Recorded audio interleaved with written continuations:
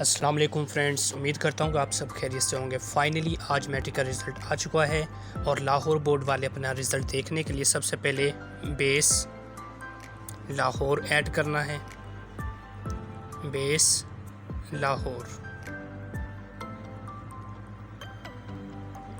इसको सर्च किया। जो सबसे ऊपर वेबसाइट है बेस लाहौर, इसको क्लिक किया आपने और यहाँ पर आपने अपना रोल नंबर लिखना है और नीचे गेट रिज़ल्ट। फाइनली आपका रिज़ल्ट आ जाएगा। शुक्रिया। अगर आप चैनल पर नए हैं तो चैनल को सब्सक्राइब ज़रूर करें ताकि मेरी हर नई वीडियो आपको बआसानी मिल सके। अपना बहुत सारा ख्याल रखना, दुआओं में याद रखना। अल्लाह हाफिज़।